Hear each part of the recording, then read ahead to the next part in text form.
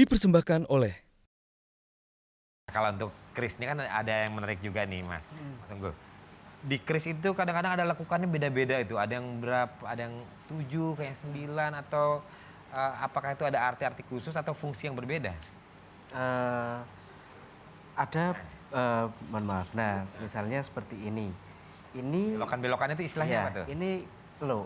Oh. Jadi keris itu punya dua macam bentuk. Satu lurus, itu sebagai makna filosofi antara kita harus lurus menghadap kepada Tuhan.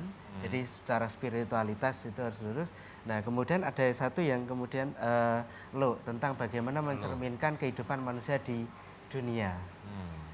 Pada akhirnya ujungnya juga menuju Sang Pencipta. Nah, misalnya seperti ini. Keris ini tipologi bentuknya disebut sebagai kilin.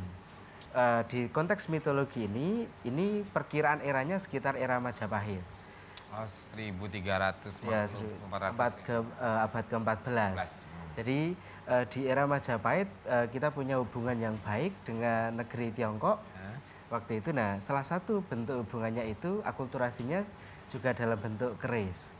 Misalnya ini bentuknya itu sama seperti macan, tetapi kemudian dia punya mohon maaf, tanduk misalnya. Jadi ini yang kemudian disebut sebagai bentuk tipologi kilin. Nah, artinya kalau kemudian hal seperti ini kita perkenalkan, orang kemudian tidak lupa pada sejarah. Oh, ternyata negeri kita itu berbineka dan sudah bercampur budaya dengan berbagai bangsa. Termasuk dalam konteks misalnya dengan wayang, Mas Reza. Keris yang satunya ini misalnya, mohon maaf. Yang dari Solo ya ini? Ya, yang dari Solo ini dibuat di era Pakubono ke-9. Nah, ini disebutnya sebagai dapur Pasopati. Pasopati di dalam wayang itu adalah panahnya Arjuna. Sehingga memang wayang keris itu punya kaitannya yang sangat erat. Dengan batik juga ada motif, misalnya Wahyu Tumurun misalnya. Itu di batik ada, di keris itu menjadi nama pamor. Nama pamor. Nah, Gitu. nama pamor pasti pemirsa juga nggak terlalu paham tuh nama pamor itu apa. Pamor terkenal kah atau nama apa yang menjadi wibawa dari kerisnya itu?